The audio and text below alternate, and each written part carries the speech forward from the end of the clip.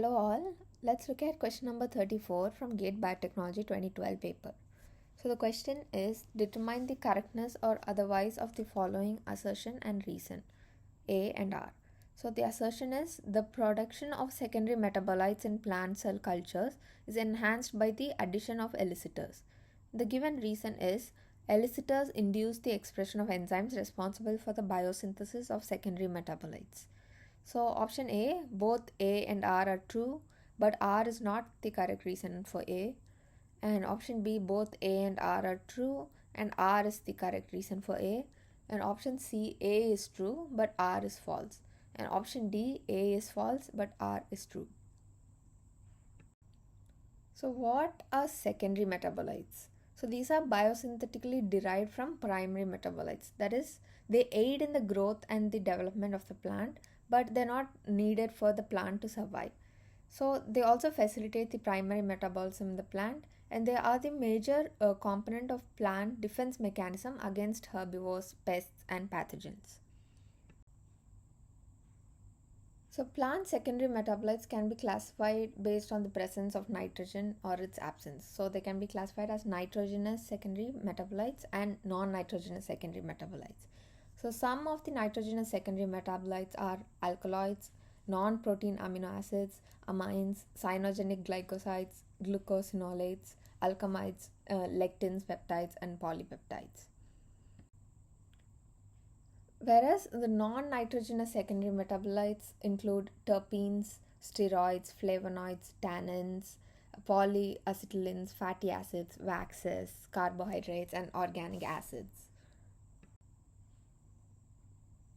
So these plant secondary metabolites are not only beneficial to the plants, but they're also economically important for us and for our use. So it can be used in the preparation of several dyes, and it's used in the medical industry. It's used for making agrochemicals, insecticides, and raw materials for industries. It can also be used as perfume and cosmetics, and used as food coloring and flavoring agents. So these secondary metabolites are not really naturally produced by plants, but they can also be produced in vitro. And there are some advantages of in vitro production of these secondary metabolites. Like some advantages are, so it helps in the conservation of RET plant species. So RET stands for rare, endangered, and threatened plant species. And compounds can be produced under controlled conditions as per the market demand. You can just produce how much ever you want without depending on plants that could be endangered, so you don't have to rely on them. You could produce your own metabolites. And culture system are independent of environmental factors, seasonal variations, pest and microbial diseases, and geographical constraints. So when you produce a secondary metabolite in the lab, you have a very sterile environment and a very controlled environment. So it's you don't have to worry about the other factors. And cell growth can be controlled to facilitate improved product formation and consistent quality of the product. It is very useful in the plant which are difficult and expensive to grow in the field, and the production time is less and labor cost is minimal, and in vitro production of natural material is cheaper is compared to the synthetic production. So there are also disadvantages of in vitro production of secondary metabolites. So in general, in vitro production is lower when compared to the intact plant. And many times secondary metabolites are produced in differentiated tissues or organs, and in such cases the culture cells which are non-differentiated, they produce less quantity. And the cultured cells are genetically unstable and may undergo mutation, and this may cause reduced production as the cell culture ages. And vigorous stirring is necessary to prevent aggregation of cell, and this may often lead to damage of the cells. Also, strict aseptic conditions have to be maintained during the culture technique, and this is quite difficult. So now we know about secondary metabolites and how they can be produced in vitro. And next, let's look about elicitors. So elicitors are substances which induce physiological changes in the plant cells. So plant cells respond to these elicitors by activating an array of mechanisms similar to the defense responses to pathogen infections or environmental factors.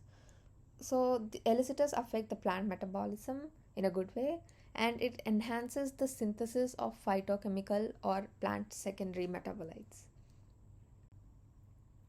So, elicitors are generally defined as molecules that can stimulate the defense responses of plants, including the formation of phytoalexins.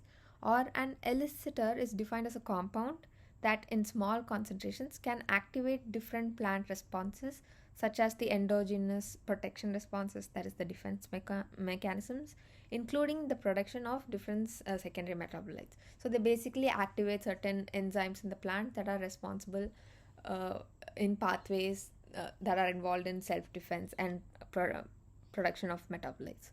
So, the first biotic elicitors were described as early as 1970.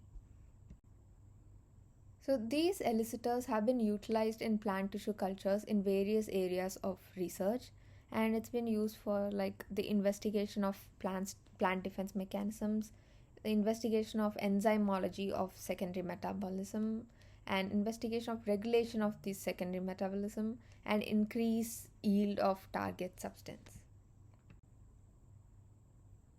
So, elicitors can be broadly classified as physical and chemical elicitors, and light and temperature are usually the physical elicitors, and chemical elicitors could be classified into abiotic and biotic. And let's look further into detail about these. So, elicitors can also be classified based on their origin as exogenous and endogenous elicitors. So, peptides, proteins, and fatty acids are exogenous elicitors, and phytohormones and oligomers are endogenous elicitors. Like we saw, they can also be classified as biotic and abiotic. And the abiotic elicitors are usually UV light, temperature, which can be physical or chemical in origin. And the biotic elicitors are usually released by the plant enzymes. So here's some examples of these biotic and abiotic elicitors. So proteins, carbohydrates, and uh, bacteria, fungi that promote the plant growth, and certain hormones, all these are biotic elicitors. So they are basically like biological compounds, they're natural compounds. Whereas abiotic elicitors are, they could be heavy metals, they could also be like physical conditions like temperature, light, the salt concentration, salinity, and the drought, that is like the water deficiency, the dryness, the osmotic conditions, and so on. So, when these elicitors come into contact with a plant cell, they initiate the defense mechanisms like ROS, like reactive oxygen species, protein phosphorylation, ion fluxes, and hypertensive responses. They also activate enzymes involved in the metabolism reactions. This figure shows the general mechanism of action of elicitors and the various physiological and biochemical processes that occur in a cell in response to an elicitor. So, the receptor on the cell membrane detects the elicitor and triggers a series of events inside the cell, including reversible phosphorylation and dephosphorylation of the plasma membrane and cytosolic proteins, an increase in cytosolic calcium concentration, efflux of chloride and potassium ions, and influx of protons, which results in extracellular alkalinization and cytoplasmic acidification. So, all these changes activate various signaling pathways, such as the mitogen activated protein kinase, the MAPK pathway, through the activation of certain enzymes. And this in turn leads to the activation of NADPH oxidase enzyme, which produces reactive oxygen and nitrogen species, ROS and RNS. And this process also triggers the expression of early defense genes, the production of jasmonides, which are hormones, and later expression of defense response genes.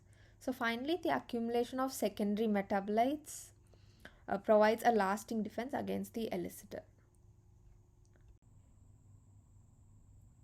And here is a case study where the total alkaloid concentration, which is a secondary metabolite, in oxymum, which is a species of herbs. So these three shades of the bars, they indicate three different plant species, and I mean three different species of oxymum, and three types of elicitation were done. So this is nothing but different exposure times or different concentrations of the compounds used for elicitation. So overall, it is seen that one or the other elicitation yields more alkaloid concentration as compared to the non-elicited plants you can see here in these first three parts. And here is an other example.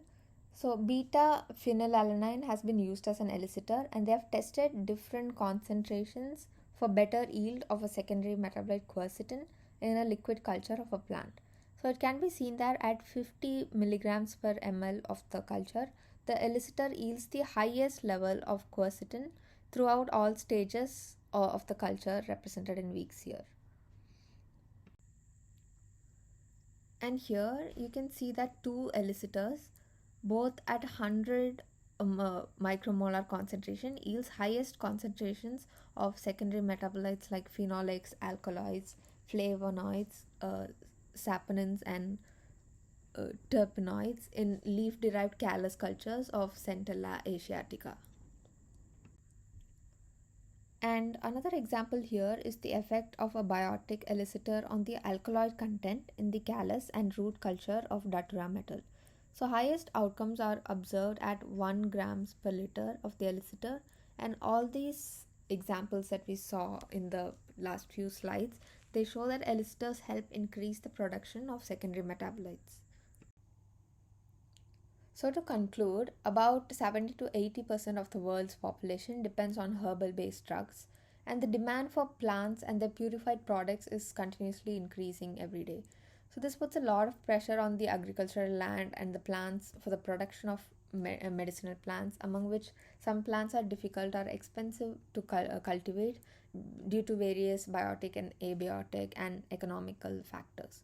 So, the plant tissue culture techniques are best alternatives for the production of economically important secondary metabolites, and elicitors plays a key role in increasing the in vitro production of these compounds with consistent quality as per the market's demand. Now, coming back to a question, so the given assertion was the production of secondary metabolites in plant cell cultures is enhanced by the addition of elicitors. So, this is true. And reason is elicitors induce the expression of enzymes responsible for biosynthesis of secondary metabolites. This is also true. So the correct answer to this question is both A and R are true, and R is the correct reason for A.